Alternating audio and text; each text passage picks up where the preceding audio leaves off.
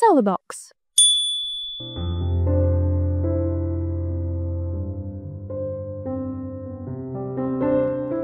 Si Gianna, maagang naulila sa mga magulang. Kaya naiwan sa kanya ang pangangalaga at pagpapaaral sa mga kapatid niya dahil doon madalas niyang tipirin ang sarili. Kaya isang araw nang mabali ang takong ng sapatos niya sa mismong araw ng event para sa kanilang mga bagong VIP client, lahat ng tao ay pinagtawanan siya nang madapa at mabuhos sa kanya ang laman ng lamesa. Ngunit sa gitna ng kahihiyan, isang gwapong lalaki na pamilyar sa kanya ang mukha ang siyang tumulong sa kanya at nagmalasakit. Aalis na sana siya at maglalakad ng nakapaa. Nang bigla na lang siyang buhatin ng lalaki na parang ikakasal at dinala siya sa isang store.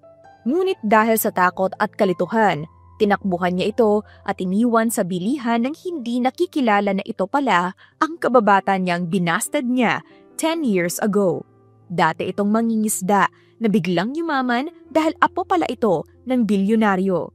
Simula noon, palagi na silang pinagtatagpo ng tadhana. Sinubukan niyang iwasan ang dating kababata dahil inakala niyang may asawa na ito. Ngunit paano kung malaman niyang mahal pa rin siya nito? Masasagot na kaya niya ito at aamining pinagsisihan niya ang pagbastad sa lalaki noon? O tuluyan na itong iiwasan kahit na ang lalaking iyon lang ang tinitibok ng kanyang puso? "Tabi kayo riyan! Tabi!" Sigaw niya habang nagmamadaling tumatakbo. Late na naman siya sa venue ng event na i-organize nila. Siya si Gianna Salvador, 29 years old at no boyfriend since birth, ang tinaguriang reyna ng sablay. Sa pagkakataong iyon, siya pa naman ang team leader ng bago nilang event. Pero baka madisappoint na naman niya ang manager nilang si Mrs. Ruiz. Palagi yung galit sa kanya dahil sa mga kapalpakan niya. Kaya sa pagkakataong iyon, gusto sana niyang gawing perfect ang lahat. Naku, wala na yung mission perfect. Wala talagang perfect sa mundo. Kainis! Bulalas niya. Tapos binilisan ng pagtakbo sa loob ng lobby ng hotel kung saan nila idaraos ang kanilang first VIP party para sa mga investors at VIP client nila. Nabangga niya ang isang lalaking naglalakad, ngunit nang lingunin niya iyon, tsaka naman nalaglag ang salamin niya. Natanggal ang kawit ng salamin sa pagkakasabit sa tenga niya. Sira na ang salaming iyon, pero pinagtitiisan niya pa. "Naku sir, pasensya na po kayo. Medyo nagmamadali lang po ako ngayon. Pwede po bang palampasin mo na lang ito ngayon, please?" Tanong niya. Masamang titig ang pinukol sa kanya ng gwapong lalaki. Kaya lang hindi niya maaninag ang mukha nito dahil sa natanggal niyang salamin. "Okay, sige. Pero next time, i-sure mo na maayos ang suot mong salamin. Baka dahil dyan, madapa ka." Payo ng lalaki. "Nako, maraming salamat. Tatandaan ko po yan." Sagot niya. Tapos tumakbo na palayo sa lalaki. Ngunit bahagya siyang napatigil nang marinig niyang may tumawag sa pangalan ng lalaking iyon. "Sir Lucas!" Sigaw ng babaeng lumapit doon. "Gianna!" Sigaw rin ng isa sa mga kasama niya na nag-aayos ng event na iyon. "Ano ka ba? Bakit ang tagal mo? Aligagana nga kaming lahat dito eh. Ikaw nakatulala ka lang dito sa lobby." Singhal ni Donna sa kanya. "Naku, sorry. Tayo na nga." Sagot na lang niya at nagpatuloy sa mabilis na paglalakad. "Oh, late ka na naman, Gianna? Ganyan ba talaga kapag single?" Tanong ni Ara. "Ano namang kinalaman ng pagiging single ko sa event na to? Ako lang kasi ang in charge ngayon. Ewan ko ba? Napag-initan na naman yata ako ni Ma'am Ruiz." Naiiling niyang sabi habang isa-isang inilalabas ang mga props na gagamitin nila sa event mula sa plastic na daladala niya. 10 lang silang in charge sa event na iyon at siya pa ang ginawang leader ng manager nilang noong una pa lamang ay masungit na sa kanya. Alam kasi nito at ng lahat na malapit siya sa disgrasya at para mas matrain pa siya, ginawa siyang leader ng team na iyon. "Nako, kayo talaga. Wala na naman kayong magawa, no? Si Gianna na naman ang nakita ninyo." Sabi muli ni Ara. "Basta ako, focus lang ako ngayon. Walang anumang disgrasya ang magaganap. Itagaan niyo yan sa bato." Determinado niyang sagot. paraan na rin niya iyon para makalimutan na ng lahat na na-late siya. Sigurado siyang masasabon na naman siya kapag may nagsumbong sa manager nila. Lumipas ang mga oras at naiayos na nila ang lahat para sa event. Maging ang mga lamesa at upuan na para sa mga bisita ay nakaayos na rin. Nagtungo pa siya sa isa sa mga main table kung saan naroon ang wine fountain na ginawa nila. Minsan pa niyang pinasadahan ng tingin ang lamesa. Okay na, maayos na ang lahat at natitiyak kong walang magiging problema. Bulalas niya sa isip lang. Ayos na ang lahat. Maliban sa kanina pa niya nararamdaman na tila may mali sa takong ng suot niyang sapatos dahilan para hindi maging komportable ang paglalakad niya. Ngunit binaliwala lamang niya iyon. Nako Gianna, parating na si Mrs. Ruiz.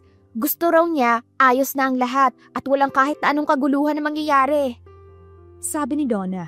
Okay sige, areglado. Okay na ang lahat. Masigla pa niyang sagot. Okay ka na ba sa pwesto mo? Tanong rin ni Ara sa kanya bago pa ito tuluyang umalis. Oo, sa tingin ko okay naman ang lahat.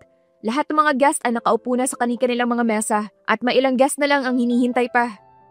Okay, sige. Iwan na kita riyan ha. Nag-thumbs up naman siya bilang tugon at tinanaw na lamang ang papalayong kaibigan. Ngunit hindi pa rin niya maunawaan ang pagka-uncomfortable niya sa kanyang suot na sapatos. Nagsimula na ang event at kinailangan niyang lapitan ng guest at ihatid ang mga ito sa kani-kanilang pwesto. Hindi na niya dapat trabaho iyon, ngunit napipilitan siyang gawin dahil nakikita niyang walang nag-a-assist sa mga guest patungo sa table ng mga ito. Talagang yung mga yun, no? Sabi ko wag aalis sa pwesto nila eh. Para ano pa at naging usher sila sa event na to? Napapailing niyang sabi. Tapos biglang sumagi sa isip niya ang pangalan ng kababata niyang tila narinig niya ang pangalan kanina. Hindi, imposible. Paano naman siya mapupunta sa ganitong lugar? Mahirap lang si Lucas at sa ngayon nasa malayong lugar na yun. Nasabi niya sa sarili habang naglalakad pa rin. Kaya lang, hindi na niya nakontrol ang suot niyang sapatos at bigla na tumiklop ang takong at nabali. Dahilan para bigla siyang matumba at nakabig pa niya ang isa sa mga lamesang may nakalagay na wine fountain at nahila niya ang sapin ng lamesang iyon. Halos lahat iyon ay bumuhos sa kanyang katawan. Sa isang iglap ay napuno siya ng icing ng cake. Napaliguan ng mga alak na galing sa wine fountain at napaligiran na rin ng mga bubog. Ngunit sa halip na siya ay tulungan ng mga taong nasa may malapit lamang sa kanya, malalakas na tawanan ang nakuha niya mula sa mga ito. Napaka-clumsy! Bulalas pa ng isang guest na babae habang tumatawa. Kahit na may kalayuan ay dinig na dinig pa rin niya. Napayoko na lamang siya dahil sa matinding kahihiyan at napatitig sa sirang takong ng kanyang sapatos. Wala siyang ibang gustong sisihin kundi ang takong ng sapatos niya na kay dali-daling nasira. Gusto niyang sisihin ang sarili dahil bumili siya ng mumurahing heels. Ngunit naalala niyang ang kapalit naman ng murang sapatos na iyon, bagong bag ng kapatid niyang si Dahlia. Pilit siyang ngumiti at nagsikap na umaktong hindi siya nasaktan. Lulunukin na lamang niya ang pride para hindi na madagdagan na ang kahihiyang nararamdaman. Bravo! Malakas sa sigaw ng tinig ng isang lalaki habang pumapalakpak. Nanunuya ang tingin nito sa lahat ng taong nagtatawa-tawa sa paligid nila. Ang gagaling naman ng mga tao rito. Sa halip na tulungan ng staff na dadapa at na disgrasya, pinagtatawanan pa ninyo. Magaling! Mabuting asal! Yan ba ang natutunan ninyo sa mga presteryosong paaralan na pinasukan ninyo noong kayo pinag-aaral ng mga magulang ninyo? May himig ng galit sa tanong nito. Tapos sinubad nito ang suot na suit jacket at mabilis na itinakip sa kanya. Okay ka lang ba, miss? Tanong nito matapos na maisampay sa mga balikat niya ang suit jacket. Oo, salamat. Mahina niyang tugon, sabay na patingala sa lalaki. Bahagyang nanlaki ang mga mata nilang pareho nang magkatitigan sila. Ilang ulit niyang ipinikit at idinilat ang mga mata niya. Nakapagtataka para sa kanya na kamukha nito iyong kababata niyang binasted niya 10 years ago. Talaga bang okay ka lang? Kailangan mo yatang madala sa ospital. Nag-aalalang tanong ng lalaki. Hindi na po. Pasensya na. Lagot ako nito. Salamat na lang at nag-aalangan siyang tumayo at paika-ikang lumakad na tila wala sa sarili. Teka lang, maglalakad ka ng nakapaa? Tsaka, kailangan pang ma-check kung may sugat ka o wala. Giit pa ng lalaki. Hindi na sir. Okay lang ako. Hindi naman ito ang unang beses na nagkamali ako. Sorry talaga, nasira ang event. Sandali, kung yan ang inaalala mo, huwag mo nang isipin yan. Ang isipin mo ay madala ka sa ospital at mapalitan ang sapatos mo.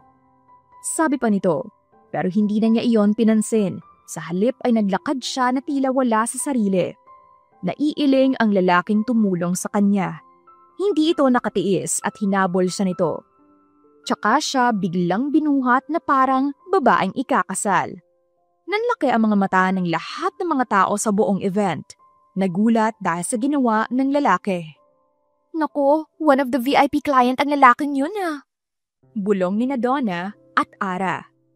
Samantalang malayo na sila sa venue, buhat-buhat pa rin siya ng lalaki. Ibaba mo ako, sir. Ano ka ba?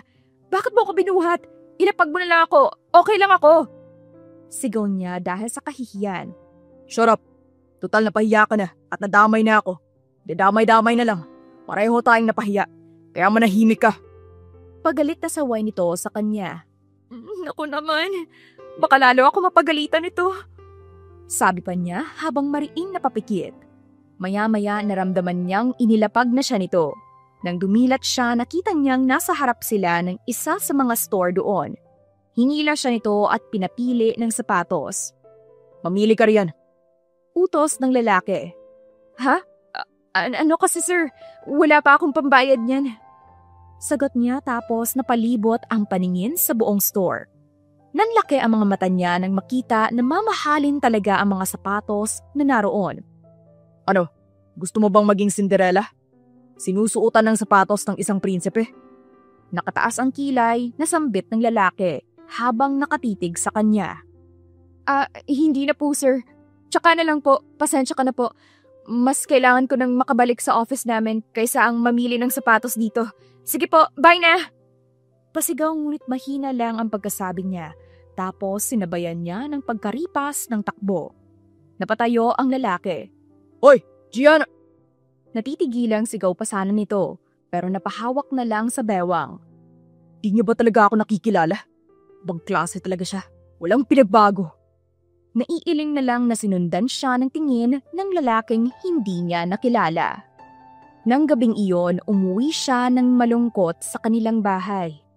Natural na nasermonan siya ng manager nila at kamuntika na siyang matanggal sa trabaho, kaya nakiusap na lang siya ng husto sa manager niya at binigyan siya nito ng isa pang pagkakataon. Nakita niyang nagkakasiyahan ng mga ito habang ginagawa ang gawaing bahay. Ang tatlong kapatid niya ang nagsisilbing bakod niya para gawin ang lahat para mapagbuti ang kanyang trabaho. Ginagawa ko naman ang lahat. Pero bakit parang ang sama pa rin ng mga nangyayari? Tila naaawa sa sarili na sabi niya. Pilit na lamang niyang pinangiti at pinagsigla ang sarili lalo na nang makapasok na sa kanilang bahay. Ayaw niyang maramdaman ng kanyang mga kapatid ang bigat ng pinagdaraanan niya sa labas. Hola! Kamusta na? Ano, kumusta ang araw natin? Masaya niyang bati sa mga ito. Naku ate, itong si Sarah uunahan ka pa yatang magka-jowa. Pagsabihan mo nga. Bulalas na sumbong ni Lucio. Nanlaki naman ang mga mata niya sa kapatid na si Sarah. Di naman po totoo ate, para nakikipagkaibigan lang si Gino. Wala naman pong masama, di ba? O siya, basta alam mo kung saan ang limitasyon mo, Sarah ha? Huwag mo kong uunahan, malinaw ba? Banta niyang tanong sa kapatid. Tapos ngumiti at hinimas na lang ang ibabaw ng ulo ni Sarah. O Dahlia, ano na? Wala kang nakita? Tanong niya at binuka ang dalawang kamay para ihanda ang pagyakap sa isa pang kapatid. Masaya itong lumapit at yumakap. Dahil sa mga kapatid niya, masasabi niyang masaya pa rin ang ending ng araw niya at iyon ang pinakamahalaga para sa kanya.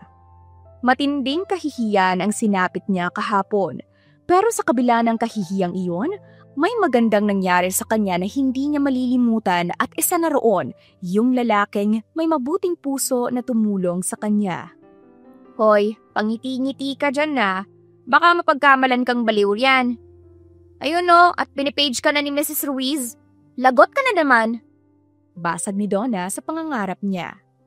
Sabon na walang banlawan. Sabay pang sabi ni Donna at Ara na sinabayan ng malakas na tawanan. Nako kayo talaga, hayaan niyo na, sanay na ako eh. Mamaya o bukas, huhupa rin ang galit ni Ma'am Ruiz. Naiiling at idinaan na lang niya sa pagngiti ang sinasabi ng dalawa. Nako, kayo ba naman ang tulungan ng isang gwapong CEO na si Mr. Lucas Servillas? Baka nga mabaliw ka sa kagwapuhan nun eh. Exaggerated na sabi ni Anya. Kararating lang nito at sila agad ang nilapitan. Sikat ka girl, balitang-balita ang mga nangyari, hindi lang iyong pagkabali ng takong mo, pati yung paghuhubad nito ng suit at inilagay pa sa balikat mo.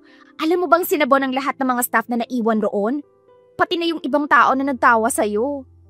Pagbabalita pa ni Anya. At huwag ninyong kalimutan ang pagbuhat sa kanya ni Mr. Lucas na para ba silang ikakasal? Dagdag ni Ara. Nako, mali ba ako na tinakbuhan ko siya? Nag-aalala niyang tanong. Malamang, insulto kaya yun. Bakit mo pa kasi siya tinakbuhan? Dahil in-offer na nga niya sa'yo yung mamahaling sapatos. Sorry ha, nataranta kasi ako. Sa tingin ninyo, hindi naman magiging dahilan yon para bawiin niya mga ininvest niya dito sa kumpanya, no? Hindi naman siguro. Yun nga lang, markado ka na. Bulalas ni Anya. Sorry ulit. Alam kong pinaghirapan nating lahat yun. Pero nasira ko ang event. Kaya okay lang dapat lang sa akin ng sabon na walang banlawan. Oo nga, kung ako pa ngayon, isasampay pa kita sa tirik na araw. Sigunda ni Aling Celia na naroon na rin pala. Tapos lahat sila ay nagtawanan dahil sa huling sinabi nito. Nako, wag ka nga. Hayaan mo sila. Mali naman talagang ginawa ng iba roon. Yung mga mayayamang guest, pati na yung waiter at waitress. Dapat man lang tinulungan ka nila agad na makatayo. Hindi yung nakitawa pa sila. Sabat muli ni Donna na tila nang gagalaite. Correct! Eto pa pala, si Sir Lucas ang nagsabi na kaibigan ka raw niya. True lalo ba? Pabaklang tanong ni Anya sa kanya. Ha? Ewan ko. Hindi ko naman siya kilala. Wala akong ganon kayaman na kakilala o kaibigan, no? Baka nagkakamali lang yung VIP natin. Pagkakaila niya. Di nga bakla. Long lost friend ka raw niya eh. Kaya yun, galit na galit. Baka may ibang natanggal pa sa trabaho. Dugtong pa ni Anya. Wala talaga sa isip niya na kilala niya ito. Bagamat may isang tao siyang naalala, lalo na nang matitigan niya ang mukha nito. Mabilis niyang naipanginig ang ulo at balikat para alisin sa isip ang kababata niya noon na Lucas din ang pangalan. Ngunit nagulat ang lahat nang may biglang maglapag ng ilang folder sa ibabaw ng mesa niya. Tama na ang kwentuhan. Oras na ng trabaho! Sigaw ni Mrs. Ruiz tapos siya naman ang binalingan. Nirequest ka ng isa sa mga bagong VIP client. Ikaw raw ang gusto nitong makausap patungkol sa isang event. Total naman pasaway ka, kaya pumayag na lang ako. Sana naman ayusin mo na ang trabaho mo. Lahat sila natahimik hanggang sa umalis na ang manager nila. Nako girl, magprotesta na tayo. Hindi pwede yun na bigla ka na lang niyang ililipat ng walang pasabi. Buyo ni Donna. Okay lang, wag na. At least may trabaho pa rin ako. Yun lang naman ang mahalaga sa akin eh. Mahal ko ang mga kapatid ko at ang mahalaga, makaya ko silang buhayin. Sabi pa niya sabay tayo na. Laglag naman ang balikat at hindi alam kung ano ang mangyayari sa kanya. Sinikap na lang niyang sundin ang utos ng manager. Inihatid siya ng sasakyan ng kumpanya nila sa office ng isa sa mga VIP client. Pagpasok niya sa office noon, nagulat siya ng isang pamilyar na lalaki ang bumungad sa kanya. Ay Gianna, kamusta ka na? Siguro naman, naaalala mo pa rin ako. Tanong nito habang nakatayo sa bukana ng pintuan ng opisina nito. Nakabukas ng malaki ang salaming pintuan ng office nito. Hindi niya maunawaan kung bakit parang nagpapakyut ang lalaki. Oo naman po. Makakalimutan ko po ba kayo? ang lalaking tumulong sa akin sa event. Maraming salamat po, Sir Lucas. At sorry po kung tinakbuhan ko kayo. Nataranta lang po talaga ako. Nag-aalala niyang paghingi ng tawad. Natawa si Lucas at akala niya ay nagbibiro lang siya. Really? Sa ganun mo lang ako natandaan? Yung lalaking tumulong sa'yo? Ganun lang? Wala ka nang ibang natatandaan? Sir, hindi ko po kayo maunawaan. Pero sir, may isang tao akong naaalala sa tuwing titingin ako sa iyo. Kaya lang, nag-aalangan siya kung sasabihin ba niya o hindi. Napaka-imposible naman kasi para sa kanya na ito ang kababata niyang si Lucas. Sige, ituloy mo. Malay mo, hindi ka nagkakamali. Yung kababata ko na binasted ko. Napapakamot sentido na sabi niya. Ang akala ko, hindi mo ko makikilala eh. Dahil malaki ang pinagbago ko. Ako nga, Gianna. Ako si Lucas. Ang binastad mong kababata 10 years ago. Napabuka pa ang mga kamay nito at tangka siyang yayakapin. Sandali lang, sir. Awat niya. Bakit naman? Alam mo, Gianna, na-miss kita. Sir, bakit naman naging clingy ka bigla? Hindi naman tama yan. Boss kita at hindi na ikaw yung dati kong kababata. Kaya maging formal na lang tayo. Agad nitong ibinaba ang mga kamay. Okay, kung yan ang gusto mo. Pero alam mo, ikaw, kahit na kailan hindi ka nagbago. Maganda ka pa rin. Ikaw pa rin si Gianna na bumastad sa akin 10 years ago. Lumapit ito at bahagya siyang hinawakan sa kanyang palapulsuhan at hinila siya papasok sa opisina nito. Doon ay mayroong sala set. Maupo ka muna rito. Wala pa naman akong ipapagawa sa'yo. Actually, wala pa akong naiisip na new event na gagawin. Kahit na product launching, wala eh. Ang una ko kasing ginawa ay nag-invest sa kumpanya ninyo. Ayun nga, nakita kita. Sakto. Talaga bang ikaw yun? Ikaw si Lucas? Nauutal at paulit-ulit niyang tanong sa lalaking kaharap. Napatayo siya at nilapitan ang lalaki. Paulit-ulit niyang hinaplos at ipinapaling-paling ang mukha at pisngi nito sa kaliwat kanan. Ngunit sa halip na magalit ito sa kawirduhan niya, lalo pa itong natuwa. Nako, pasensya ka na sir. Hindi talaga ako makapaniwala. Kamukha mo naman pero ang laki talaga ng ipinagbago mo. Yung dating sunog ang balat dahil sa pangingisda. Ngayon, napakakinis at napaka-flawless na. Ang layo sa dati mong hitsura. Paano kayo yumaman ng ganyan? Oo nga. Ibang-iba na ako sa Lucas na nakilala mo noon. Pero kahit na yumaman ako, ako pa rin yun. Yung dati mong binastad. Bakit ganito ang kinabagsakan mo? Ang pagkakaalam ko, mayaman kayo at mataas ang pangarap mo. Akala ko, gusto mong maging doktor. Ngumingiti ang tanong nito. Namatay kasi sina nanay at tatay eh. Nasa 3rd year college pa lang ako, kaya ako nang bumuhay sa 3 kapatid ko. Graduating na si Lucio ng college at si Sarah naman grade 6, habang grade 4 pa lang si Dahlia. Sa kanila na umiikot ang mundo ko, kaya nga, eto, sila ang priorities ko. Pero grabe ka, Lucas. Hindi ko akalain na ikaw na yan ngayon. Tsaka, CEO ka na ng isang malaking kumpanya at VIP client ka pa namin. Akalain mo, boss na kita. Samantalang noon, kung utusan kita ganun lang. Pero heto ka na ngayon at mas mataas ka na sa akin. Ang laki rin ng itinangkad mo. Grabe. Eksirada niyang dagdag sa mga naunang sinabi. Natawa na lang si Lucas sa mga sinabi niya. Ngunit isang bagay ang naalala niya at bigla siyang nalungkot. Nagtaka ang lalaki. Bakit bigla kang nalungkot? Sorry pala Lucas Sorry talaga nakalimot ako. Hindi ko dapat ginawa sa'yo yung mga bagay na to. Patawad pala. Nakalimutan ko na boss na kita mula ngayon at hindi na ako dapat na kumilos ng nakakaasiwa para sa'yo. Sorry Natawa na naman si Lucas sa sinabi niya. Sus, wala yun. Ikaw naman, di ka naman iba sa akin. Sa katunayan, plano kitang hanapin eh. Buti na nga lang, nagkita na tayo sa event. Sasagot pa sana siya nang biglang tumunog ang cellphone niya. Sorry sir sasagutin ko lang. Tawag mula sa bahay, baka mamaya may emergency. Pagpapaalam niya. Tumayo siya at lumabas ng opisina. Hello, Lucio. Bakit? Oras ng trabaho. Medyo naiinis niyang tanong sa kapatid. Ate, si Dahlia, sinugod naman sa ospital. Dumudugo ang ilong niya at mataas ang lagnat. Pagbabalita ni Lucio. Ha? Sige, pupunta ako riyan. Huwag kayong aalis. Diyan ba yan sa pinakamalapit sa atin? Oo ate, hintayin ka namin. Sagot lang ni Lucio. Agad siyang pumasok sa opisina ni Lucas. Sir, alam ko kalabisan ito pero okay lang ba kung uuwi na ako? Undertime na lang po ako. Sinugod sa ospital ang kapatid kong si Dahlia. Kailangan ko siyang puntahan. Pagpapaalam niya, agad na tumayo si Lucas at kinuha ang susi ng sasakyan nito. Tara na, ihahatid kita para mas mabilis mo silang mapuntahan. Wala na siyang nagawa nang mauna na itong lumabas. Eksaktong 2:00 na ng hapon nang makarating sila sa ospital.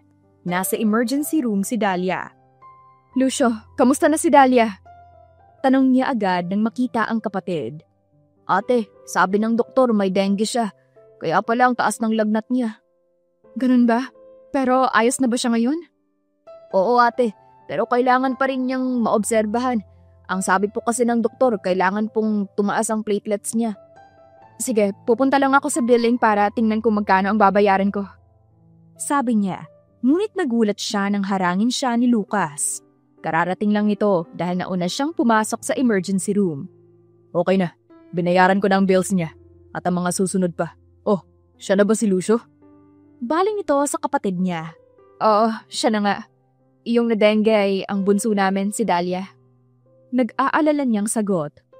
Hayaan mo, gagaling din siya. Huwag ka maglala. Pang-aalo pa ni Lucas.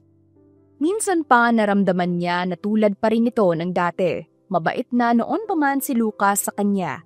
Kaya nga gusto niya ito at natutuhan ding mahalin. Kaya nga sa paglipas ng panahon, mahal pa rin niya ito. Kahit na alam niyang nasaktan niya ito dahil sa pambabasted. Sino ka? Manliligaw ka ba ni ate? Para sabihin ko sa'yo, huwag mo nang sayangin ang oras mo sa kanya kasi may isang lalaki lang siyang minamahal sa buhay at si Kuya Luke. Ngunit mabilis niyang natakpan ang bibig ng kapatid bago pa siya ito ipinagkanulo. Lucio, boss ko siya. Gumalang ka. Saway niya sa kapatid habang natatakpan pa rin ang bibig nito. Ate naman. Pero pamilyar ang mukha niya sa akin ate. Magkakilala na ba tayo dati? Tanong ni Lucio kay Lucas. Oo, pero 8 taong gulang ka pa lang noon at yung bunso, nasa sinapupunan pa lang yata ng mama mo.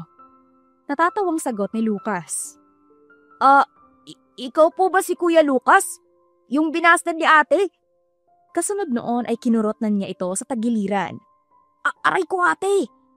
Wala yun. Kaunti pa lang ang natatandaan niya tungkol sa'yo. Ang mabuti pa siguro sir, iwan mo na kami.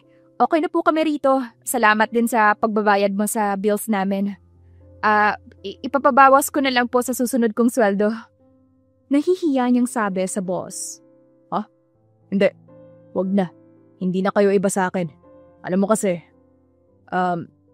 sige na nga. Aalis na ako. Kita na lang ulit tayo bukas. Ngumiti pa ito bago tumalikod sa kanila at umalis. 5 minuto nang wala sa harap nila si Lucas at sila ay nasa tapat lang ng kama ng kapatid. Ate, yung laway mo. Baka nakaipon na ako ng isang tabo. Bakit kasi pinaalis mo na siya agad? Mapang-asar na tanong ni Lucio. Nagulat naman siya rito at natauhan. Grabe ka naman sa akin, Lucio. Masisisi mo ba ako kung manghihinayang ako? Ang gwapo na niya lalo at mayaman na siya. Di namin mo na rin ate, na kaya wala kang pinapansin noon ng mga manliligaw mo dahil si Kuya Lucas pa rin pala ang gusto mo. Ang tagal na niyang nawala ate. Tingin mo ba, single pa siya? Baka nga marami na yung nagiging babae sa buhay eh. Kung ako sa'yo, humanap ka na lang ng iba. Yung kauri natin. Paalala ni Lucio, buntong hininga ang itinugon niya sa kapatid. Tama ka, imposibleng ang single pa siya. Mayaman, gwapo at matalino pa. Imposibleng walang babaeng na humaling sa kanya. Pagsang-ayon niya. Ate, ang mahal dito no? Bakit naman dito mo pa ipina-admit si Dahlia? Mahal dito eh. Pag-iiba ni Lucio ng usapan nila, Marahil nais lang nito baguhin nila ang kanilang malungkot na usapan at alam niyang nalulungkot rin ito para sa kanya. Alam ko, si Sir Lucas nga ang nagbayad ng mga bills. Nakakahiya sa kanya. Tugon niya sa kapatid. Sayang no ate, sana kasi hindi mo siya binasted noon. Pang-aasar na naman ito at tinapunan lang niya ito ng matalim na tingin. Kung hindi ko siya binasted noon, di sana hindi siya milyonaryo ngayon. Kaya siguro kapalaran din namin na hindi kami magkatuluyan noon. Kasi tignan mo naman, tayo na yung mahirap ngayon. Tsaka isa pa, ako ang nagpapaaral sa inyo kaya hindi pa kami pwede. Nasabi niya. Kinabukasan, maaga pa lang ay nakatanggap na siya ng text mula kay Lucas na dumiretso na siya sa venue ng event na pinagpaplanuhan nila kung ano ang magiging setup. Hi Gianna, mabuti nakarating ka na. Kanina ka pa namin hinihintay. Hindi raw tayo magsisimula kapag wala ka pa. Grabe, ang lakas mo kay sir. Bulalas ni Anya. Anong ginagawa ninyo rito? Tanong niya kina Donna, Ara at Anya. Di ano pa? Tinawagan kami ni Sir Lucas para maging team member mo. Grabe ha, promoted ka na girl. Bulalas ni Anya habang kinikilig. Ano? Naguguluhan lang niyang tanong. Ngunit sa halip na sagutin pa ang mga tanong niya, hinila na siya ng mga ito papasok sa loob ng lumang mansyon. Hello sa inyong lahat. Balik kasi itong mansyon na ito. Nabili ko lang last year. Totally abandoned. At syempre, ipinarenovate ko na ito. May gagawing birthday party dito. At gusto kong imbitahan ng maraming tao. 4 years old na batang lalaki ang magbe-birthday. At gusto namin mapasaya siya. Sana matulungan ninyo ako sa event na ito. Minsan lang mangyari kaya gusto ko memorable. Nakangiting paliwanag ni Lucas. Gianna, hindi kaya anak ni Sir Lucas ang batang celebrant? Ha? Hindi ko alam eh. Nag-aalangan lang niyang sagot. Akala ko pa naman may pag-asa pa kayo. Mukhang taken na siya girl. Malungkot na sabi rin ni Donna. Sa puntong iyon, nag-gets na rin niya na maaaring anak nito ang magdiriwang ng kaarawan. Kaya naman tinanggap na niya na maaaring may asawa na ang dating kababata. Lahat sila ay abala sa mga gagawin ng bigla itong lumapit sa kanya. Nakatunghay kasi siya sa may swimming pool at pinag-iisipan kung anong magiging magandang dekorasyon para doon. Maganda ba kung may swimming party after the event? Para naman sa mga adult visitors. Kamuntikan pang mahulog sa pool dahil sa gulat ang dalaga. Mabuti na lang at nahawakan agad siya ni Lucas. Okay ka lang ba, Gianna? Parang ang lalim ng iniisip mo ah. Kaya madalas kang magulat. Tanong nito nang bitiwan na siya dahil sa pag-alalay. Naku sir, pasensya ka na. Kasi masyado ko lang iniisip itong pool. Kung tama bang isali natin ang lugar na ito. O lagyan na lang ng barrier para hindi mapuntahan ng mga bata. Nag-aalala kasi ako na sa gitna ng event, maaaring may mahulog na hindi natin nalalaman. Pero maaari nating buksan after ng birthday party. Natigilan siya nang makita niyang napapakamot batok ang lalaki. Bakit po sir? May mali ba sa sinasabi ko? Wala naman. Akala ko kasi ako ang iniisip mo. Ngumisi ito na tila nagbibiro. Naku sir, kung ano man ang nangyari noon, sana wag na nating banggitin at ibalik. Di ka ba nagtataka kung sino yung magbe-birthday? May karapatan po ba akong magtaka? Isa pa, bilang staff, wala naman po ako sa lugar para magtanong kung sino ang dahilan ng event. Nasagot niya. Oo nga no. Di ko naisip yun. Sorry. Bakit mo ba kailangang malaman kung sino ang celebrant? Ngumiti ito sa kanya. Isang bagay na hindi niya nagustuhan. Hindi niya alam kung paano iiwasan ang lalaki gayong may asawa na ito. Ayaw na niyang magkaroon pa ng kaugnayan sa boss niya. Kahit na dati pa niya itong kababata. Sir, okay lang bang tapatin na kita? Total naman, sabi mo nga, wala pa rin akong ipinagbago. Okay lang po bang kayo na ang magsabi sa manager ko na sa office na lang kami mag-report? Magagawa pa rin naman namin yung trabaho kahit doon. Mas madali po kasi sa akin na maayos at maplano lahat kung magkakasama kami sa office. Oo naman, sure. Hayaan mo bukas, pwede ka nang bumalik sa office ninyo. Tapos, paki-email na lang sa akin ang kabuuan ng mga plano. Total, May 3 months pa naman bago ang actual event. Sagot nito. Ngumiti siya sa lalaki at saka nagpaalam na lalapit lang sa kanyang mga kasama. Napapakamot-batok na lang si Lucas habang tinitingnan siya. Nakahalata ito na tila umiiwas siya. Ayaw niya sana itong iwasan. Kaya nga lang, kung may asawa na ito, alam niyang hindi tama na mapalapit pa siya sa dating kababata. 1 linggo na ang lumipas. Kalalabas lang niya ng opisina nila dahil inutusan siya ni Mrs. Ruiz para magpunta sa isang mall at tingnan ang isang store doon na tumawag sa kanila para magpa-manage ng isang product launching. Kailangan niyang pikturan ng mga produkto na nakalagay sa store nito bilang reference nila. Habang naglalakad siya sa store, nakita niya ang bilihan ng sapatos at nakita niya ang original brand ng sapatos na suot niya noong nakaraan na naging dahilan ng pagkadapa niya.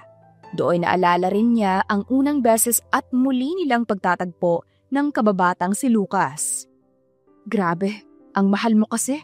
Kung alam ko lang na madadapa ako at mapapahiya sa isang big event, di sana ako napahiya ng ganun. Mahina niyang bulong habang nakatitig sa sapatos habang nasa labas siya ng store at idinidikit pa ang noo sa salamin. Baka naman mabasag ng noo mo yung salamin. Ang pagkakalam ko kasi, si Gianna may pinakamatigas ang ulo na dalaga sa baryo namin noon. Nag-aalala lang ako na baka mabasag yan. Humingiting sabi ng isang tinig mula sa likuran niya. Sir Lucas, anong ginagawa mo rito? Pagulat niyang tanong. Nakita kasi kita na naglalakad papasok dito sa mall. Para kasing tulala ka. Hindi ko alam pero nag-aalala ako na baka madapa ka na naman. Naku, wag mo nang ipaalala pa yun. Sagot niya na medyo napahiya. Ngumiti na lang ulit ito habang nakapamulsa pa. Maya-maya ay tumingin ito sa suot na wristwatch. Tara, kain muna tayo. I think gutom ka na. Hindi Tanggi niya.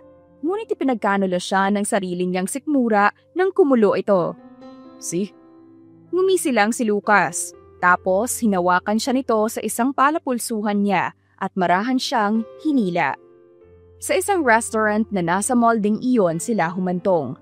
Nagulat siya kasi napakaraming in-order ng lalaki na kakainin nila. Ang dami naman ito. Ano bang palagay mo sa akin? May buwaya sa loob ng tiyan ko? Ano ka ba naman? Hindi sa ganda mong yan. Pero yung matitira, ayaw mo bang i-take out? Tanong nito sa kanya. Ay, oo nga pala. Napayoko pa siya ng bahagya. Pwede ba rito yun? Nakakahiya kasi. Baka mamaya bawal. Yumuko rin si Lucas at bumulong. Pwede naman yun. Tapos sabay silang natigilan at nagkatawanan. Bakit ba tayo nagbubulungan? Nakakatawa talaga tong ginagawa natin. Sabi niya. Ewan ko ba, basta kapag kasama kita, masaya akong gayahin ka. Sige, kain na. Siya nga pala, Gianna. May sasabihin sana ako Bigla itong sumeryoso nang magsalita. Ha? Sige lang, sabihin mo. Makikinig ako habang kumakain. Okay lang ba kung Lucas lang itawag mo sa akin? Naiilang ako Masanay kasi ako nung tinatawag mo lang akong hoy lalaki. Bulalas pa nito. Napakurap mata naman siya. Hindi na pwede yun. Natatawa niyang sagot. Bakit naman? Naalala ko pa rin yung dati. Tsaka isa pa, yung hiling ko kapag tayong dalawa lang naman. Giit pa nito. Okay, sige. Pasensya ka na. Akala ko kasi may ibang dahilan. Pero salamat pa rin kasi kahit na mayaman ka na, naalala mo pa rin ako. Pero ako rin pala may sasabihin. Naalala niyang bigla habang ngumunguya. Natigilan si Lucas hudyat na naghihintay sa sasabihin niya. Okay lang ba kung huling kita na natin ito nang hindi tungkol sa trabaho? Kasi nag-aalala ako na baka makita tayo ng ibang tao. Alam mo na, ayoko lang may masabi sila. Hindi Wala yun. Okay lang yun. Alam naman na ng lahat na magkababata tayo. Nakangiting sagot nito. Awkward kasi para sa akin. Ngunit hindi na niya inalam kung ano ang tingin nito ay tama. Wala na sa kanya kung magkikita pa sila o hindi. Sa opisina, kinabukasan nang pumasok siya, nadatnan niyang may kahon ng regalo sa ibabaw ng table niya. Oh, kanino ito? Tanong niya sa mga kasama. Sure ka, hindi yan para sa'yo? May pangalan mo, girl. Ikaw lang naman ang Gianna rito. Sagot ni Donna. Napakamot sentido siya. Hindi naman ako bumili ng ganito. Kanino kaya to galing? Buksan mo muna, girl, para malaman mo kung anong laman at kanino galing. Sinunod naman niya ang payo ng mga kasamahan. Binuksan nga niya at nanlaki ang mga mata ng mga kasama niya. Wow, grabe! Branded shoes! Ayan, girl, hindi na mapuputol ang takong nito. Hindi ka na madadapa. Sabi ni Donna. Ay, mukhang alam ko na kung kanino yan galing. Nako ha? Bulalas ni Anya. Lahat sila napatingin kay Anya para abangan ang pangalan na sasabihin nito. Kay Andoy? Patanong na sambit nito kaya naman nabatukan ito ni Donna at nagtawanan na lamang sila. Tanghali na nakatitig lang siya sa kahon na may lamang sapatos. Malakas ang kutob niya kung kanino galing iyon pero hindi niya naman magawang ibalik dahil ayaw niya ring isipin nito na umiiwas siya. Itinago niya lang ang mamahaling sapatos sa ilalim ng cabinet niya. Bago mag-time, dumating si Mrs. Ruiz para pagalitan lang siya. Gianna, sinong may sabi sa'yo na tanggapin mo ang birthday party event ni Mr. Revillas?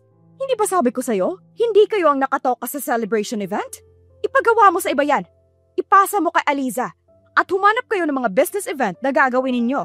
Maraming nag-a-apply ng service natin. Yung hindi nakatoka sa'yo, wag mong gawin. Galit na tumalikod ang manager nila. Naisip niyang okay na lang yun. Total naman gusto na rin niyang iwasan ang kababata. Dahil inaalala niya baka may asawa na ito at ayaw niyang makasira ng relasyon katulad ng sinabi ni Lucio. Ilang araw na ang lumipas buhat ng alisin sa kanila ang birthday party celebration na si Lucas ang nagpapagawa. Nang araw na iyon, kinailangan niyang lumabas ng dahil sa utos ni Mrs. Ruiz para tingnan ang isang amusement park para makakuha ng ilang mga detalye, kaya nagpunta siya roon pagkatapos ng kanyang trabaho. Nagulat siya na may batang nakabangga sa kanya habang nakatayo siya sa harap ng isa sa mga rides doon. Sorry po. Sabi ng batang lalaki habang umiiyak. Hindi, okay lang. Bakit ka nga pala umiiyak? Sino bang kasama mo at anong pangalan mo? Tanong niya. Kanina nga po may kasama ako, pero nawawala po ako. Hindi ko na po sila makita. Sabi ng bata. Ha? Ganun ba? Nako, dapat siguro dalhin kita sa security guard kasi baka doon magpunta ang kasama mo. Doon ka nila hahanapin. Mungkahin niya sa bata na sa tingin niya ay 4 na taong gulang. Sige po. Nagugutom na po ako. Hindi pa po ako kumakain. Ano bang pangalan mo? Leo po. Leo po, pangalan ko po. Nabubulol na sagot ng bata. Sige Leo, huwag ka nang umiyak, okay? Ako nga pala si Ate Gianna. Hayaan mo, pakakainin kita at dadalhin sa security guard itong amusement park. Halika na. Sabi niya at inakay ang bata papunta sa kainan. Ilang minuto rin niya itong sinamahan kumain. Burger at tubig ang ibinili niya para sa bata. Tapos bumili rin sila ng ice cream. Nang makita niyang busog na ang bata, tsaka niya ito dinala sa security guard. Kuya, nawawala itong bata. Wala bang naghahanap dito? Tanong niya sa security guard. Wala po eh. Dapat po siguro i-page ko na po sa buong lugar. Ano nga pong pangalan ng bata? Leo. Hindi na niya alam ang apelyido nito kaya binalingan niya ang bata tsaka tinanong ang buong pangalan nito. Anong buong pangalan mo, Leo? Leo Revillas po. Ang pangalan po ng daddy ko ay si Lucas Revillas po. Sagot ng bata. Ibinigay niya ang numero ng cellphone ng ama nito sa security guard. Kaya naman natawagan nito ang ama ng bata. Hello ma'am, papunta na raw sila. Katunayan, nagpapasalamat dahil dinala ninyo ang bata dito sa security office. Malapit na raw po sila. Sabi pa ng guard. Nako, salamat din kuya. Una sa pagpayag ninyo na pumunta ako rito para sa event na gagawin namin. Salamat talaga. Tapos biglang tumunog ang cellphone niya. Tumawag ang kasamahang si Donna. Sasagutin ko lang ito kuya ha. Pagpapaalam niya sa guard at sa bata na nooy abala sa pagkain ng ice cream. Habang kausap niya sa telepono ang kasamahan niya, Nakita niyang dumating si Lucas na may kasamang magandang babae. Niyakap nito ang bata. Masaya silang nag-uusap. Hindi na siya lumapit pa dahil naisip niya na baka iyong babaeng kasama ni Lucas ay ang ina ng anak nito. Masakit sa kanya na makita iyon dahil mahal niya ang dating kababata. Ngunit masaya na rin siyang makita itong masaya sa naging pamilya. Halos 2 buwan na ang lumipas, buhat nang makabalik siya sa kumpanya nila. At hindi na rin niya sinasagot ang tawag ng kababata na si Lucas. Ayaw na niyang mapalapit sa lalaki lalo na at may asawa at anak na pala ito. Nagmamadali niyang itinulak ang salaming pintuan dahil na late na naman siya sa sinasabing meeting ng kanilang team. Hindi niya namalayang may kasabay pala siyang lumalakad. Nariyan na ba si Mrs. Ruiz? Seryosong tanong ng lalaking sumasabay sa kanya. Napatigil siya sa paglalakad at napatingin sa kasabay. Nanlaki ang mata niya nang makita ito. Sir Lucas? Anong ginagawa mo rito? Magpoprotesta. Ikaw nang pinagkatiwalaan ko at ang team na binuo mo. Pero inilipat ka niya sa ibang proyekto without my consent. Paano naman ang nasimulan ninyong mga plano? Bukas ay ipapaset up ko na sana yung ibang materials para makita ko ang outcome. Pero nag-decide siya na baguhin yun. Mali yun. Mahina ang boses, ngunit nakita niya ang galit sa mga mata ng lalaki at halata ang pagkadismaya. Sir Lucas! Lucas! Bulalas niya at mahigpit itong hinawakan sa braso. Please naman, huwag mong gawin yan. Baka lalo ako mawala ng trabaho. Oo, alam kong mali iyon. Pero kailangan kong sumunod. Isa pa, gusto ko rin yun. Mahina pero mariin niyang sabi. Natigilan si Lucas at tiningnan siya. Bakit? What do you mean? Pabigat sa iyong proyekto? Umiling siya ng 2 beses. Hindi ang proyekto, kundi ikaw na client. Sagot niya. Kumunot ang noon nito. What? Bakit ako? Tumitig ito sa kanya. Sorry, pero hindi na talaga okay sa akin na makatrabaho ka. Kaya sana, huwag ka na magprotesta. Pwede ba yun? Bakit? Una sa lahat, hindi ikaw ang kausap ko rito. Isa ako sa mga VIP client at investors ng kumpanya. May karapatan akong mag-demand. Kasama yun sa mga kontrata namin. Tsaka Miss Salvador, hindi ka dapat nakikialam sa mga ganitong bagay. Pasensya na. Alam ko naman na wala akong karapatang makialam. Kaya lang marami na akong kapalpakan. Kaya para sa akin, kung alisin at ilipat ako, okay lang yun. Dahil kailangan ko ang trabahong ito. Kaya huwag ka na lang magreklamo, pwede ba? Nakikiusap ang mga mata niyang tiningnan ang lalaki. Okay, sige. Bakit mo ba ako iniiwasan? Okay tayo nung una. Wala akong maisip na dahilan para iwasan mo na naman ako. Ano bang nagawa ko? May himig ng galit na tanong nito. Importante pa ba sa'yo yun? Wala naman akong kwenta. Bakit ba kailangan mo ako sa team mo? May magagaling naman na event planner sa team na ipinalit sa akin. Tatalikod na sana siya, ngunit nahila siya ni Lucas palabas ng building at habang ginagawa iyon ni Lucas, may mga ilang empleyado na nakakita sa kanila. Nakarating sila sa labas ng building at hinila pa siya nito. Tsaka binuksan ang pintuan ng kotse at pinasakay siya. Sakay! Ayoko nga.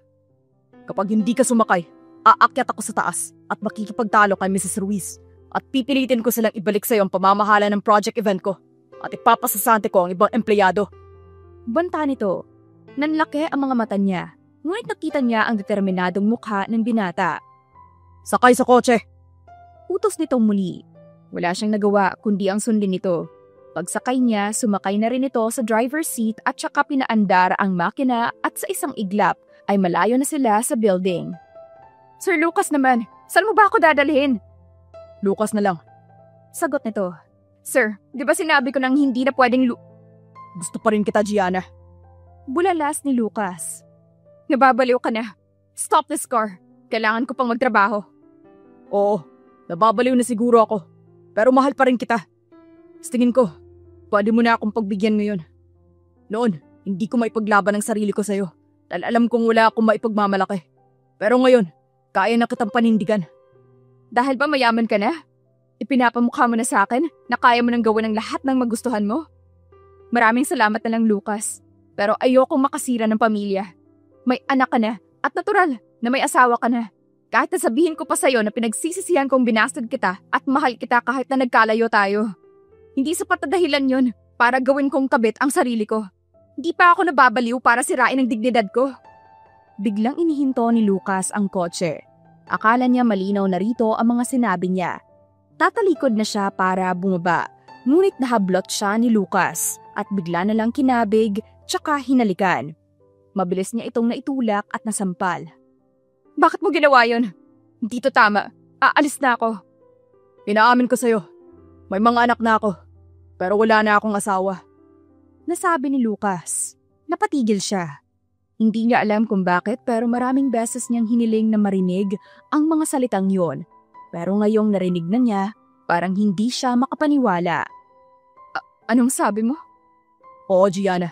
May mga anak ako. 2 sila. Pero namatay ang nanay nila nung ipanganak ang bunso namin. Ipinakasal siya sa akin ni Lolo dahil sa business. At hindi naman ako ganoong kasama para hindi siya itratong asawa. Inaamin ko na sinubukan ko ring mag-move on at kalimutan ka. Kasi nga, alam kong may ambisyon ka at mahalaga iyon para sa'yo. Sabi pa ni Lucas. Nang oras na iyon, tumulo ang luha sa kanyang mga mata.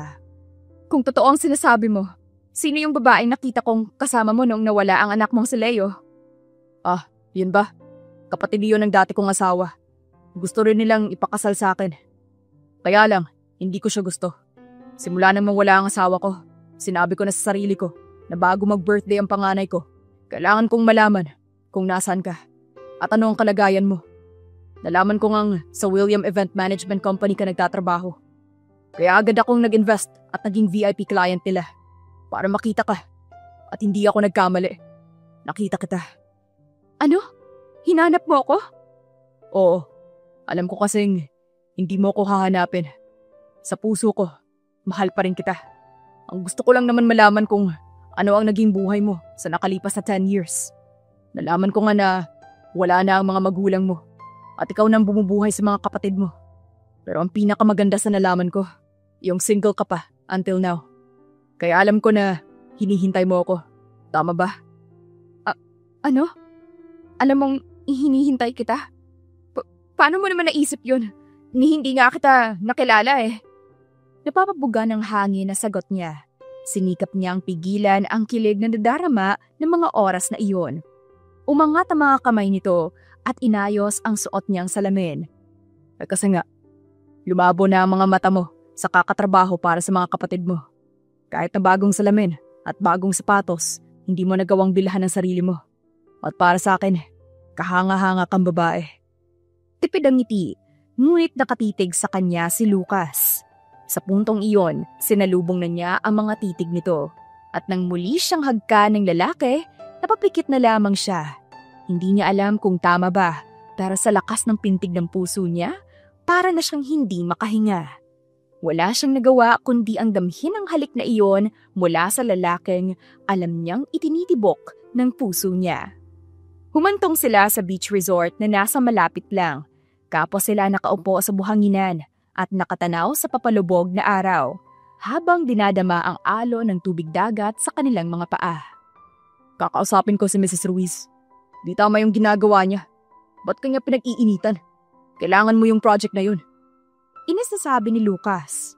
Wag na. Para saan pa? Para lalo akong pagchichismisan? Ayokong isipin ng lahat na malakas ako sa'yo kaya nabigyan ng project. Isa pa, pagkakamali ko yun. Alam ko namang hindi ko expertise ang occasional event. Nasa business event talaga ako. Pero tinanggap ko pa rin dahil sa pagiging makasarili. Tinanggap ko kahit na malaki ang posibilidad na may asawa ka na. Natauhan lang ako nung nakita ko yung babae. Natatawa na walang hangin na sabi niya. Maging siya nahihiya na inaamin niya ng mga oras na iyon ang pagkakamali niya. Nagsalos ka ba? Tanong ni Lucas. Tumingin ito sa mga mata niya para makita ang hilat siya ng mukha niya. Oo, pero alam kong hindi dapat.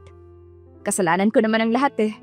Kung hindi ko inuna ang feelings ng kababata ko ring si Elisa, di sana naging tayo bago ka nawala sa baryo natin. Napapayokong sagot niya. Si Elisa? Anong kinalaman niya? Alam mo kung bakit kita binasted noon? Tanong niya habang inaalala ang nakaraang 10 taon. Agad na naglakbay ang isip niya sa nakaraan habang nasa tabing dagat din sila. Bakit nga ba? At anong kinalaman ni Elisa? Napaka-childish ko noon. Talagang sa harap ng napakaraming tao kita binasted. Para lang magtanda ka at lubayan mo na ako sa panliligaw mo. Naiiling niyang sabi. Ang alam ko nga lang, dahil mahirap lang ako at mangingisda lang noon, kaya mo ko binasted. Ngunit umiling lang siya ng ilang beses. Mali ka. Ang totoo kasi niyan, naging crush ka rin ni Elisa. Ayun, kaya nagparaya na lang ako para kayo ang magkatuluyan.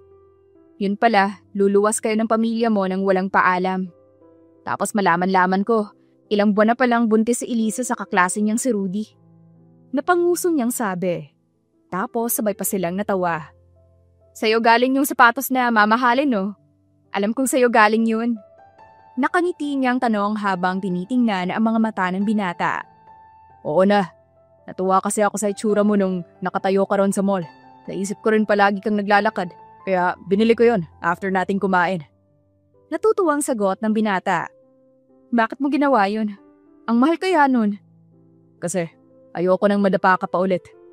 Okay lang sana kung sa kandungan ko ikaw madadapa. Pabirong sabi ni Lucas. Natatawa na lang rin siya sa mga biro nitong mga hugot. Maalala ko lang pala. Hindi mo naman ako siguro babaste din ano? Kung manliligaw ako sa'yo ngayon. Ha? Kailangan ba sagutin na kita agad? Oo naman. Aba Gianna, hindi na tayo bumabata. Tsaka hindi na natin alam ang bukas. Ikaw rin, baka madagdagan ng pagsisisi mo kapag umiwas ka pang muli sa akin at binasted mo na naman ako. Pananakot pa nito sa kanya. Kaya lang, paano naman ang mga anak mo? Tsaka yung mga kapatid ko. Kung ako lang, kahit na ngayon, pakakasalan na kita eh. Pero may mga tao sa likod natin na maaaring maapektuhan kung magiging makasarili tayo. Malungkot niyang sagot. Alam mo kasi si Amy, may sakit pala siya sa puso. Hindi namin alam. Na-trigger yun nang nagbuntis siya sa bunso namin. Ayun, pagkalabas ng baby, nawalan na siya ng malay. At alaman ko na lang na na-cardiac arrest siya. Malungkot man, pero siguro naman tama ng 5 taon naming pagluluksa. At ibinili niya pala sa mga magulang niya na pabayaan ako mag-asawa muli para sa mga anak namin. Kailangan din nila ang ina. At alam kong ikaw lang yun, Gianna. Kilala kita. At alam kong makakaya mong mahalin na parang tunay na anak ang mga anak ko. Gaya nga ng sinabi mo, okay lang sa akin na may mga anak ka na. Ang iniisip ko, yung mga kapatid ko. Ang gusto ko sana, mapagtapos ko sila bago ako makapag-asawa. Kahit na matanda na ako. Napapangusong sagot niya. Ayos lang. Handa naman ako maghintay kahit na gaano katagal. Pero kung sasabihin mong layuan kita, yun ang isang bagay na hindi ko magagawa kahit na kailan. Dumako ang mga kamay nito sa pisngi niya at marahang itinaas ang mukha niya. Alam niyang marahang bumaba ang mga labi ng lalaki sa kanyang mga labi. Ngunit wala na siyang nagawa kundi ang pumikit. Tinanggap niya ang halik nito at ipinagpasalamat sa Diyos dahil binigyan siya ng isa pang pagkakataon na makasama ang lalaking labis niyang minahal. Lumipas ang ilang buwan, ipinagpatuloy ni Gianna at Lucas ang kanilang relasyon. Ngunit hindi niya iyon ipinagsasabi sa kahit na kanino. Kaya lang madalas palang magpunta si Lucas sa kumpanya nila kasama ang kapatid ng yumaon nitong asawa at inakala ng marami sa kumpanya nila na iyon ang asawa ni Lucas. Hindi nila alam na tuwing namamasyal sila sa mall ay may nakakakita sa kanila, lalo na rin kapag sinusundo siya ng nobyo sa labas ng opisina nila. Nataong madalas mabigyan ng malalaking project si Gianna sa kanilang kumpanya. Nagsimula iyon nang mapalitan ang management nila at nalipat ang manager na si Mrs. Ruiz. Kinaumagahan, pagpasok niya sa opisina nila, may new project na naman ang ibinigay sa kanya. Wow! Gianna, ang laking project yung ibinigay sa'yo. Ikaw pang bahala kung sino-sino ang isasali mo sa event team mo. Ang galing! Napapalakpak na sabi ni Donna. Oo nga naman, ang galing! Sana naman makasama kami sa pagpili mo ng mga ka-teammate mo, ha? Segunda rin ni Anya. Paano namang hindi mabibigyan ng new project ang babaeng yan? Kumabit yan sa new VIP client ng kumpanya. Bulalas ng isang kasama nila. Hindi lang yon. Araw-araw na siyang sinusundo noon at nakikita pa namin silang nag-date. Ang kapal na mukha, may asawa na yun. Sabat din ang isa pang kasamahan nila. Kaya nga, Hindi na talaga imposible na maungusan niya ang ibang employee. At kayo? Antayin niyo rin na may bagong client na madidikitan. Sabi ni Mrs. Ruiz na naroon na pala sa may bungad ng pintuan. Ano? Bulalas ni Anya. Hoy, mali naman yata yan. Galit na sita ni Donna. Donna, hayaan mo na. Sagot niya habang pinipigilan ng mga kasama. Gianna, hahayaan mo na lang sila? Palatak ni Donna. Hayaan niyo na. Wala namang mabuting idudulot kung papatulan eh. Hayaan mo na. Awat na lang niya. Hay nako, alam mo Gianna, kung minsan gusto na kitang sabunutan, bahala ka nga. Naiinis na nag-walk out si Donna. Hindi niya alam na lumala pala ang mga chismis na iyon at nakarating na sa management. Ipinatawag siya ng mga ito at tinanong kung totoo ba ang mga usap-usapan ng mga kasamahan. Hindi niya naman iyon itinanggi pero hindi rin siya nagpaliwanag. Wala po akong ginagawang masama. Tama po kayo na may relasyon kami ni Sir Lucas. Pero sa tingin ko, walang mali roon. Biyudo na po siya at walang asawa. Kaya hindi mali ang relasyon namin. Paliwanag niya. Ang tagal mo. Late ka na nag-out? Tanong ni Lucas habang nakapamulsa at nakangiti nang makalapit siya. Maraming problema. Alam mo, binigyan mo ako ng problema kasi may mga nakakita sa atin nung namamasyal tayo. Naiiling niyang sabi. Sorry Ako talagang may kasalanan eh. Hayaan mo, gagawan ko ng paraan. Huwag na. Alam mo, sa tingin ko, mas lalong gumugulo kapag nakikialam ang VIP client namin. Hayaan mo na yun. Gagawin namin ang lahat para mapatunayan sa ibang kasama namin na worth it kami sa project na yun. Pero sana makasiguro ako na wala kang kinalaman sa project na yun. Napataas ang isang palad nito bilang pangako. I promised, wala akong alam dyan. Baka para sa inyo talaga yan. Bilang kapalit ng project na kinuha nila sa inyo. Okay, sige. Sige na, uwi na tayo. Numiti niyang inangkla ang isang kamay sa braso nito. Wait. Pwede ko bang makasama ang mga kapatid mong mag-dinner? Natigilan naman siya sa binata. Sure. Bakit naman hindi? Sige, tara na. Uwi na tayo sa bahay. Pero binabalaan kita ha. Makukulit at maiingay mga kapatid ko. Nasa harap na sila ng hapagkainan. Lahat sila ay nakaupo na sa mesa. Bumili na lang sila ng lechon manok para maging ulam sa hapunan. Nagtataka siya dahil seryoso ang mukha ng mga kapatid niya. Lahat nakahalukip-kip sa tapat ng dibdib at hindi ngumingiti. Guys, anong ugali kaya ang pinapakita ninyo? Kunot noon niyang tanong. Hindi niya akalaing magiging ganon ang mga kapatid niya sa harap ni Lucas. Sino ka nga uli? Tanong ni Dahlia. Siya si... Ngunit naitaas lang ng mga kapatid ang kamay ng mga ito sa harap niya para patigilin siyang magsalita. Ate, interrogation ito. Huwag kang sumagot. Kami muna ang mga pulis na magtatanong. Ikaw, mamaya ka na sumagot. Sabi ni Dahlia. Tama si Dahlia, ate. Kami muna ang magtatanong. Sabat ni Sarah. Aba! Ngunit nahawakan ni Lucas ang kamay niya para patigilin siya. Okay lang, honey. Alam mo bang mas matindi pa sa kanila mga anak ko? Baka mas malala ang pagdaanan mo. Ngumingiting sabi ni Lucas. Tama ba ang narinig namin? May anak ka na? Oo, may anak na ako. 2 lalaki. Isang 4 years old at 2 years old. Sagot ni Lucas kay Lucio. Ano? 4 at 2? Nasaan ang asawa mo? Iyong nanay ng mga bata? Tanong naman ni Sarah. Ayaw po naming maging kabit ang ate namin. May inis pero mahina lang nasabi ni Dahlia. Guys, okay lang ba kayo? Hindi ba... Shut up, ate! Sabay-sabay na pigil ng mga ito sa kanya. Malakas na tawa ang pinakawala ni Lucas. Okay lang, Gianna. Ganito talaga. Nanghanapin kita. Hindi nga mga kapatid mo ang iniisip kong magiging hadlang. Alam niyo mga bata, natutuwa ako na kayo ang naging kapatid ni Gianna. At least, nakikita ko na worth it ang pagsasakripisyo niya para sa inyo. Tumayo si Lucas, hinarap ang tatlo. Maraming salamat sa inyo. Kung hindi dahil sa inyo, baka hindi ako nahintay ng ate ninyo. Baka nakapag-asawa na siya at hindi ko siya makakasama at magagawang pakasalan. Total, narito na rin ako. Kukunin ko na ang pagkakataong ito. Sana, pumayag kayong pakasalan ko ang ate ninyo. Sabay luhod sa harap ng mga bata. at inilabas ang diamond ring. Natulala siya at ang kanyang mga kapatid. Ano ka ba? Hindi mo dapat... Natitigilang sabi niya. Ate, gusto mo bang pakasalan si Kuya Lucas?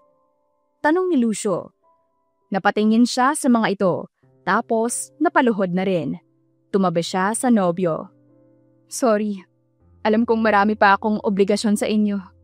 Patawad, pero gusto ko sanang pakasalan si Lucas. Nangangako naman ako na hindi ko kayo pababayaan. Magtatrabaho pa rin si ate. Sabi niya habang nakayuko rin. Napatayo ang tatlo at nayakap silang dalawa. Ano ka ba ate? Huwag mong sabihin yan. Hindi kami nagtatanong dahil natatakot kaming hindi mo na kami paaralin. Wala kang obligasyon sa amin ate. Sabi ni Lucio. Oo nga po ate, mas mahalaga po sa amin na may makasama ka at may mag-aalaga sa'yo. Darating din yung time na lalaki kami at magkakaroon din sariling buhay. Gusto lang po naming makasiguro na mabuting taong mapapangasawa mo. Sabi pa ni Sarah. Napatayo siya at nayakap ang mga kapatid. Maraming salamat. Alam mo, nagpapasalamat ako kasi lumalaki kayong mabuting bata. Hayaan ninyo, nangangako si ate. Nagagawin ko ang lahat para magkaroon kayo ng magandang buhay. Magtatrabaho si ate, malinaw ba yon? Tapos yumakap ang mga ito sa kanya. Hayaan mo rin ate, sa oras na makapagtapos na ako at makapagtrabaho, ako nang bahala sa kanila. Promise ko yun. Hindi ko hahayaan na magdusa ka ng matagal. Pangako. Naiiyak rin sabi ni Lucio. Matapos ang gabing iyon, naging malinaw para sa kanyang mga kapatid na anumang oras ay maaari na silang magpakasal ni Lucas. Oras na ng event na ipinapaasikaso ni Lucas 3 buwan na ang nakakaraan. Hindi niya akalain na isa siya sa gagawing VIP visitor sa event. Honey, ano ba talaga itong event na to? Birthday party ng isa sa mga anak mo? Tanong niya. Kinakabahan siya dahil iyon ang unang beses na makikilala niya ang mga anak ng nobyo. Yes, honey. May ilang surprises din ako para sa'yo. Ano ba? Huwag mong subukang mag-propose ha? Di ba nag-propose ka na sa akin sa harap ng mga kapatid ko? Okay na yun. Ayoko ng masyadong exposure. Sana lang. Tumaas baba pa ang mga kilay niya. Don't worry, hindi ganun yun. Ipapakilala lang kita sa lahat ng tao. Officially, at may kaunting announcement. Napapangiting sagot ni Lucas. Nang makarating sila sa mansyon kung saan gaganapin ang birthday party ng panganay na anak ni Lucas, pumasok na sila at laking gulat niya nang may makabangga siyang batang lalaki. Kamuntik na itong matumba sa Bermuda grass, pero maagap niyang nahawakan ang kamay ng bata. Nanlaki ang mata nito. Ikaw yung si Ate Ice Cream! Bulalas ng bata. Ikaw ulit? Tanong din niya, kahit nakilala naman niya ang bata na iyon na si Leo. Anak, nagkakilala na kayo ni Gianna? Ngunit kinalabit niya ito. Opo, Papa. Siya si Ice Cream Fairy. Siya po ang nagligtas sa akin nang naligaw po ako sa amusement park. Iyong nawala po ako. Tapos nagulat siya nang bigla na lang siyang yakapin ng bata. Namiss po kita. Sayang po, umalis ka na agad. Papakilala po sana kita kay Papa. Masayang sabi ni Leo. Ako rin, Leo. Namiss kita. Mabuti na lang at ako nakakita sa'yo noon. Narinig na nila ang pagtawag ng announcer sa pangalan ng birthday celebrant. Kaya sabay-sabay na silang nagsipunta sa bulwagan kung saan gaganapin ang malaking selebrasyon. Unang tinawag si Lucas kasama ang anak nitong sina Leo at Levi. Una muna nilang ipinagdiwang ang kaarawan ng bata. Nakaupo na siya sa isa sa mga table at nakikinig sa mga programa na ginawa para sa bata. Naroon ang lahat ng mga kamag-anak ng bata, hindi lamang sa side ni Lucas, kundi sa side na rin ng ina ng mga bata. Maya-maya, nagtanong ang host ng party at tinanong si Leo. Okay, Kuya Leo, kanino mo gustong ibigay ang roses na ito? Pili ka ng pinakamagandang babae sa mga nakaupo, tapos ibigay mo ang roses na iyan. Sabi ng host. Hindi nila alam na na-briefing ng tiyahin ni Leo ang host sa pag-aakalang doon ibibigay ang roses na hawak nito. Ngunit nagulat ang lahat nang lumakad palapit sa kanya ang batang si Leo at ibinigay sa kanya ang kulay pulang rosas. Nanlaki ang mata ng lahat. Sir Leo? Sa kanya mo ba gustong ibigay yan? Ayun si Tita Lali, oh! Itinuro pa ng host ang tiyahin nito. No po, kay Ice Cream Fairy Godmother ko po gustong ibigay ang red roses na ito. At gusto ko rin po sabihin sa papa ko na siya ang gusto kong maging mommy. Matapang na sagot ng batang si Leo. Huwag kang mag-alala anak, natupad na ang iyong kahilingan. Sabi ni Lucas sabay karga sa kanyang anak. Napatayo naman ang tiyahin nito na may pagtingin pala kay Lucas. Anong ibig mong sabihin? Galit na tanong nito. Lalay. Actually, ginawa ko ang event na ito. Not only for my son, kundi para sabihin sa lahat na ikakasal na kami ni Gianna. Nahanap ko ng babaeng pinakamamahal ko at alam kong magagawa niyang mahalin ang mga anak ko. Buong tapang na sabi ni Lucas sa harapan ng lahat. Talaga po, Papa? Si Ice Cream Fairy pala magiging mama namin ni Levi? Masayang sabi ng bata tapos napayakap ito sa ama. Maya-maya nagpalapag ito at nagpunta sa kanya. Agad naman niya itong niyakap at natutuwa siya na tinanggap siya nito. Salamat Leo at nagustuhan mo ko. Naluluha niyang sabi. Niyakap siya ng bata at hinalikan sa kanyang pisngi. Natapos ang kasiyahang iyon kahit na may iilang tutol at nakataas ang kilay sa kanilang relasyon. Wala namang nagawa ang mga ito. Makalipas ang ilang buwan, pinakasalan siya ni Lucas at naging masaya ang kasalang iyon na dinaluhan ng lahat ng kanilang mga mahal sa buhay. Ate, kuya, mag-iingat kayo sa honeymoon ninyo, ha? Masayang paalam ng mga kapatid niya. Maraming salamat, Lucio, Sara at Dahlia. Ingatan niyo rin ang mga sarili ninyo. Lucio, ikaw nang bahala sa kanila, ha? Biling niya sa ikalawang kapatid. Nagbalik sila sa dati nilang bayan, kung saan nagsimula ang kanilang pag-iibigan kasama ang dalawang bata. Naisip nilang doon mag-honeymoon para muling balikan ang mga panahon noong mga bata pa sila at nagmamahalan. Lucas, mahal kita. Salamat dahil hindi mo ako kinalimutan. At alam mo bang, nagpapasalamat ako sa second chance nating dalawa? Masaya niyang sabi, sabay halik sa labi ng asawa. Ako rin. Thank you. Kasi sa lugar na ito, dito mo ako binasted. At ngayon, dito naman tayo gagawa na magiging baby natin. I love you, Gianna. Habang buhay. Tapos hinagkan siya nito sa kanyang mga labi. Wakas.